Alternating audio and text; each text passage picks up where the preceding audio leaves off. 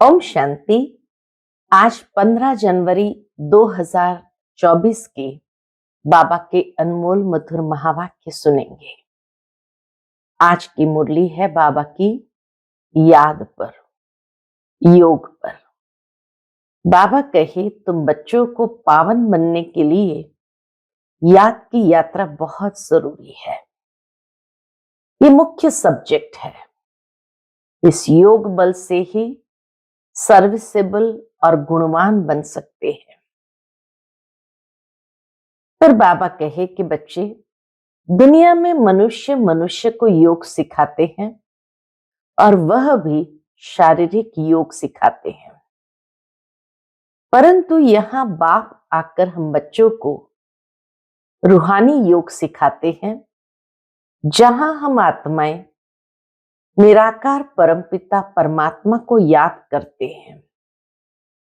यह है सबसे निराली बात। दुनिया में अगर कोई भगवान को याद भी करते हैं तो बाबा कहे बिना परिचय के, इसीलिए वो यथार्थ याद नहीं है। ऑक्यूपेशन को जाने बिगर याद करना, यह भी एक प्रकार की भक्ति है।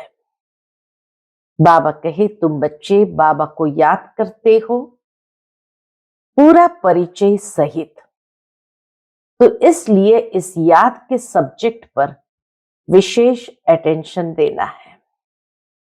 तो सुनते हैं आज के बाबा के अनमोल मधुर महावाक्य। ओम शांति। मीठे बच्चे, पावन बनने के लिए याद की यात्रा बहुत जरूरी है। यही मुख्य सब्जेक्ट है। इस योग बल से तुम सर्विसेबल गुणवान बन सकते हो। आज की मुरली से प्रश्न है, तुम बच्चे जो योग सीखते हो यही सबसे निराला योग है, कैसे? उत्तर, आज तक जो योग सीखते या सिखाते आए वह मनुष्य का मनुष्य के साथ योग जुटा, लेकिन अभी हम निराकार के साथ योग लगाते हैं। निराकार आत्मा, निराकार बाप को याद करें। यह है सबसे निराली बात। दुनिया में कोई भगवान को याद भी करते तो बिगर परिचय। ऑक्यूपेशन के बिना किसी को याद करना वह भक्ति है। ज्ञानवान बच्चे परिचय सहित याद करते हैं। ओम शांति। रूहानी बाप बैठ बच्चों को समझाते हैं। बच्चों को पहले पहले तो बाप का परिचय मिला है। छोटा बच्चा पैदा होता है तो उनको पहले पहले माँ बाप का परिचय मिलता है। तुम्हारे में भी नंबरवार पुरुषार्थ अनुसार है। माता पिता का परिचय मिलता है, लेकिन बाबा कहे नंबरवार पुरुषार्थ अनुसार समझते हैं। जिनको रचता बाप का परिचय मिला है, यह भी बच्चे जानते हैं ऊंचते ऊंच बाप ही है। उनकी ही महिमा बतानी है। महिमा गाते भी है, शिवाय नमः, ब्रह्मा नमः, विष्णु नमः शोभता नहीं है, शिवाय नमः शोभता है। फिर बाबा कहे ब्रह्मा देवता नमः, विष्णु देवताय नमः, ये अक्षर शोभता है। उन्हों को देवता कहना पड़े, ऊंचते ऊंच है भगवान। जब कोई आते हैं तो पहले पहले बाप की महिमा जरूर बतानी है। वह सुप्रीम बाप है। बच्चे भूल जाते हैं कि बाप की महिमा कैसे सुनाए। पहले तो यह समझाना है कि यह सुप्रीम बाप है, टीचर भी है, सतगुरु भी है। तीनों को याद करना पड़े। बाप, टीचर, सतगुरु तीनों को याद करना पड़े। यूं तो याद शिव बाबा को ही करना है। तीनों रूप में याद शिव बाबा को करना है, लेकिन तीनों स्वरूप में। यह तो पक्का करना पड़े, तुम बाप की महिमा को जानते हो, तब तो करते हो। उन्होंने तो ऊंचे ते ऊंच बाप को ठिक्कर बित्तर में कह दिया है। मनुष्य में भी कह देते हैं कि भगवान मनुष्य में भी है, लेकिन मनुष्य तन में भी सदैव तो रह नहीं सकते, वह तो सिर्फ लोन लेते हैं। संगम युग पर बाबा मनुष्य तन का आधार लेते, वह भी सिर्फ लोन लेते हैं। वह खुद कहते हैं मैं इनके तन का आधार लेता हूं। तो पहली बात पक्की करनी है कि बाप है सत्य। वही सत्य नारायण की कथा सुनाते हैं। नर से नारायण सत्य बाप ने बनाया है। सतयुग में इन लक्ष्मी नारायण का ही राज्य था। वह कैसे बने, किसने बनाया, कब कथा सुनाई, कब राजयोग सिखाया, यह सब तुम अभी समझते हो। और सब योग होते हैं मनुष्य के साथ।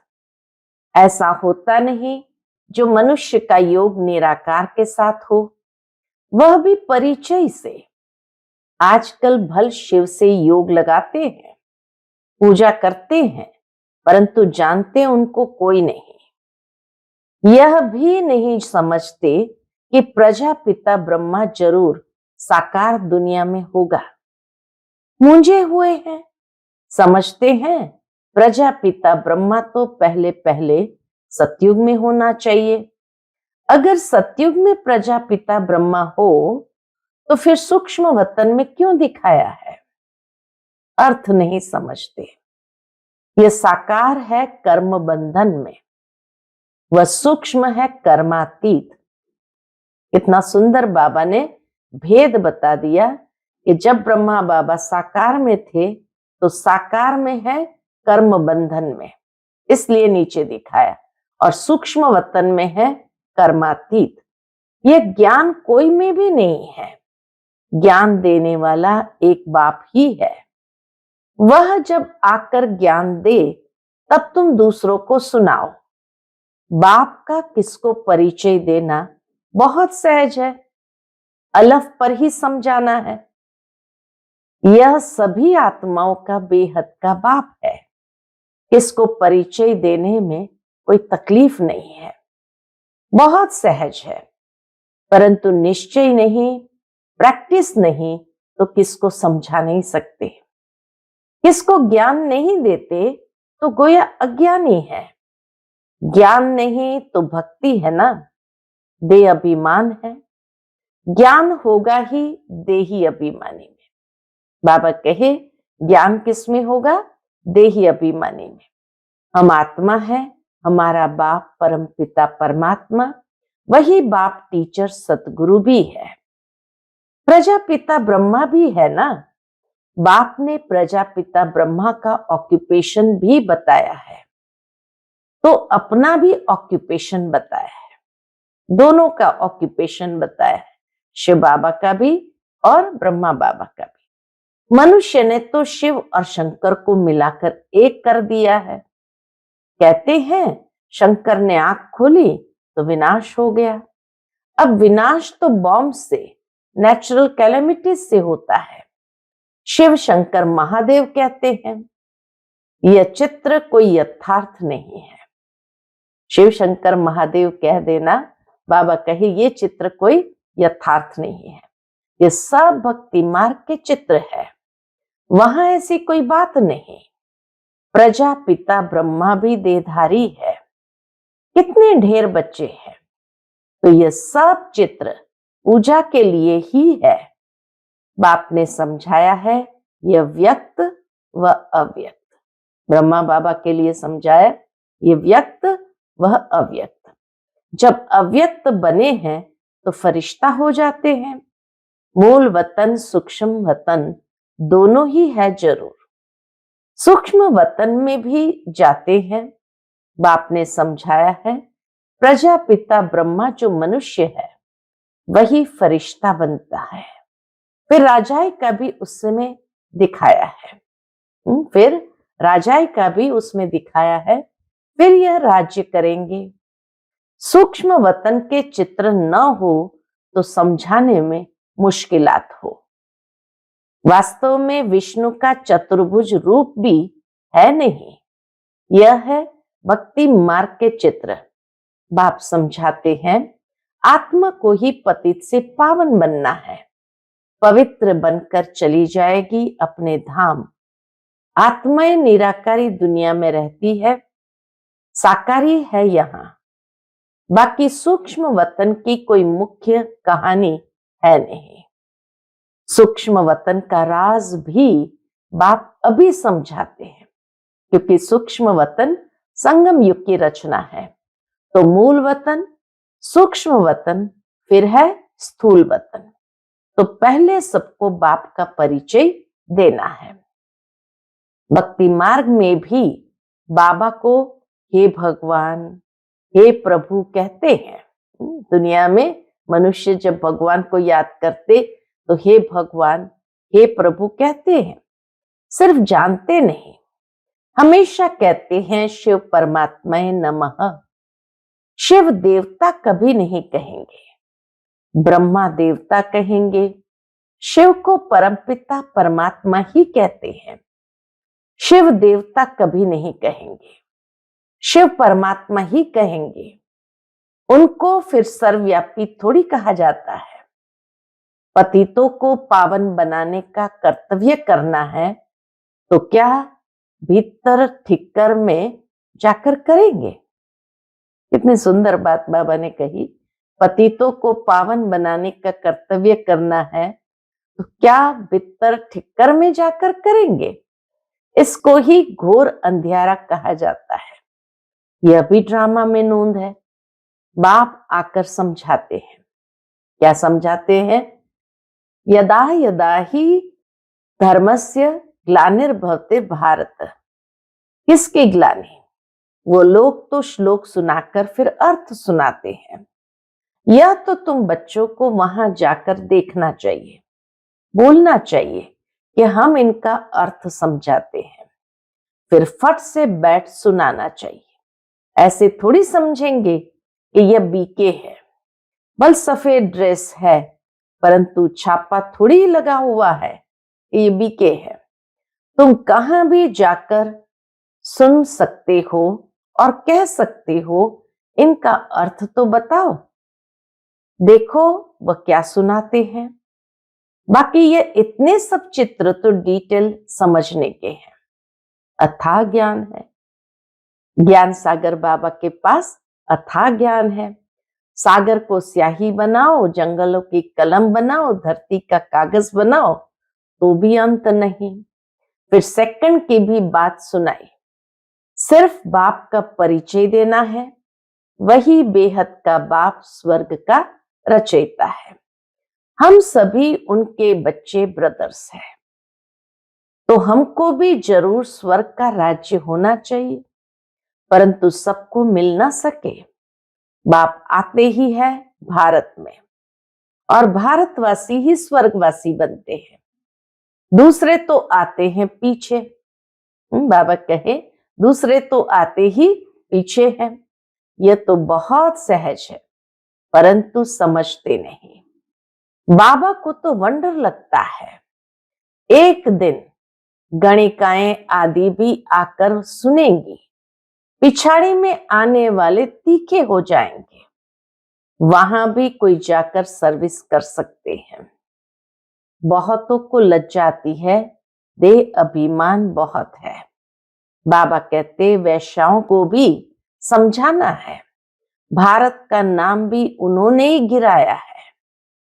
इसमें मुख्य चाहिए योग बल। बिल्कुल ही पतित है।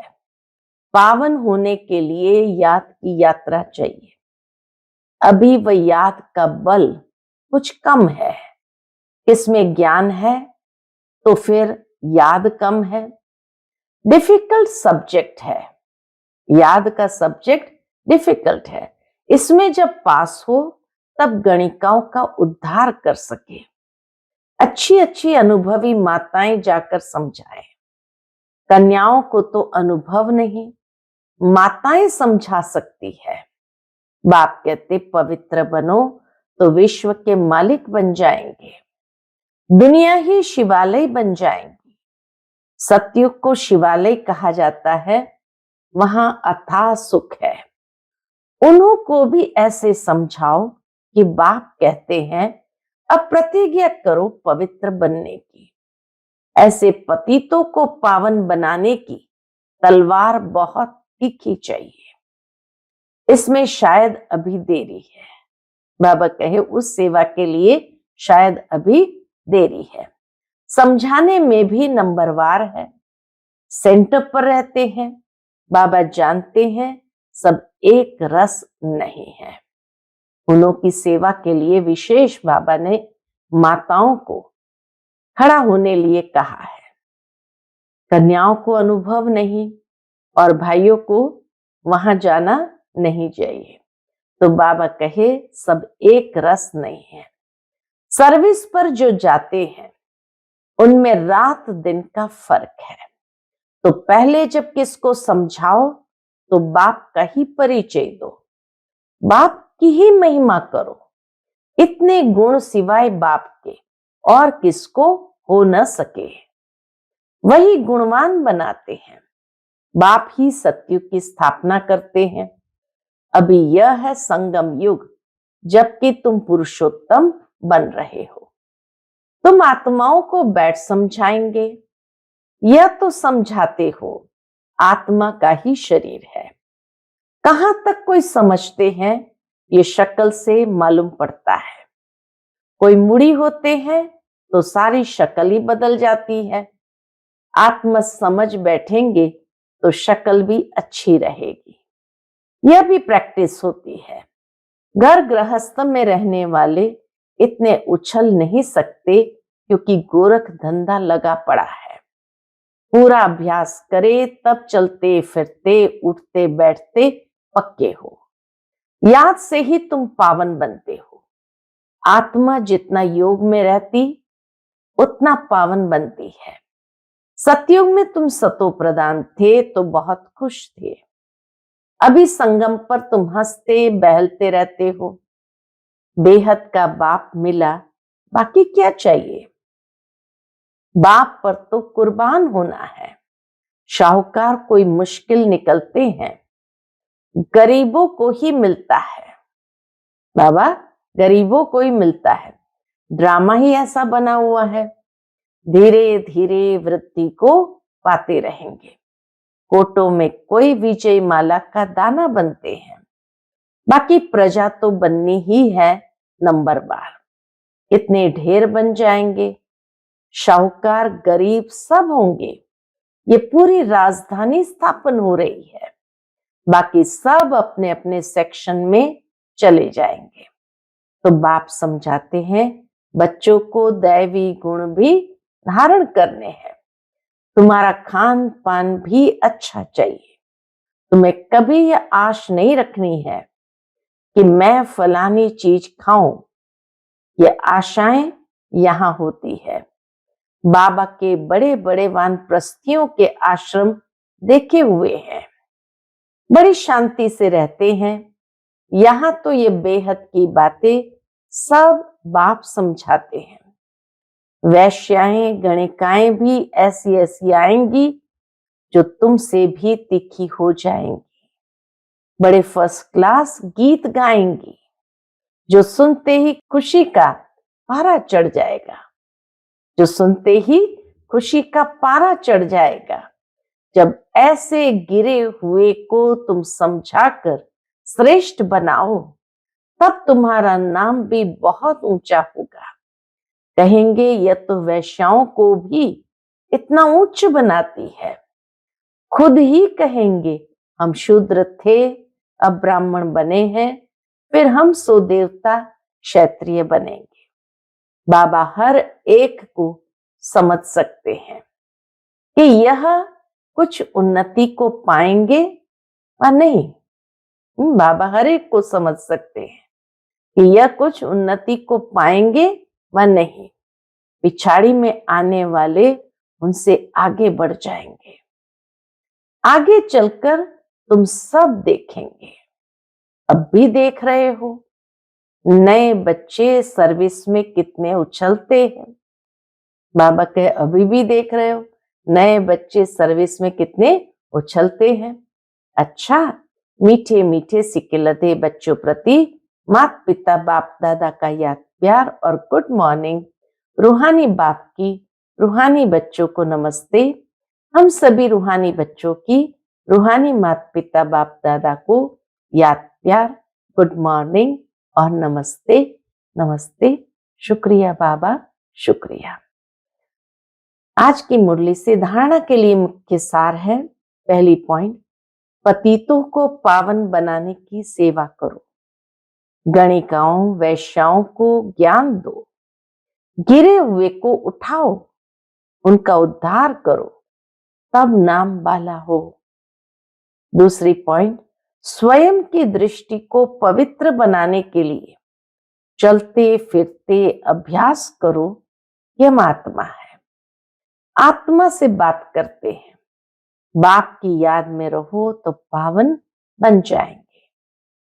आज का बाप दादा का मधुर वरदान हम बच्चों के लिए, अनादि स्वरूप की स्मृति द्वारा संतुष्टता का अनुभव करने और कराने वाले संतुष्ट मणि भव। अनादि स्वरूप की स्मृति द्वारा संतुष्टता का अनुभव करने और कराने वाले संतुष्ट मणि भव। अपने अनादि और आदि स्वरूप को स्मृति में लाओ और उसी स्मृति स्वरूप में स्थित हो जाओ। उसी स्मृति स्वरूप में स्थित हो जाओ तो स्वयं भी स्वयं से संतुष्ट रहेंगे और औरों को भी संतुष्टता की विशेषता का अनुभव करा सकेंगे। असंतुष्टता का कारण होता है अप्राप्ति। आपका स्लोगन है, पाना था वो पा लिया। बाप का बनना अर्थात वर्षे का अधिकारी बनना। ऐसी अधिकारी आत्माएं सदा भरपूर संतुष्ट मणि होगी। आज का स्लोगन है, बाप समान बनने के लिए समझना, चाहना और करना, इन तीनों की समानता हो। बाप समान बनने के लिए समझना, चाहना और करना, इन तीनों की समानता हो। आज के अव्यक्त इशारा, अव्यक्त साइलेंस द्वारा डबल लाइट फरिश्ता स्थिति का अनुभव करो। वरदानी रूप से सेवा करने के लिए पहले स्वयं में शुद्ध संकल्प धारण करो। सारा दिन शुद्ध संकल्पों के सागर में लहराते रहो और जिस समय चाहे शुद्ध संकल्पों के सागर के तले में जाकर साइलेंस स्वरूप हो जाओ। आपकी ये डीप साइलेंस स्थिति, सागर के तले में जाने की ये डीप साइलेंस स्थिति वायुमंडल को परिवर्तन कर देंगी और आप स्वयं को डबल लाइट फरिश्ता अनुभव करेंगे। अच्छा, ओम शांति।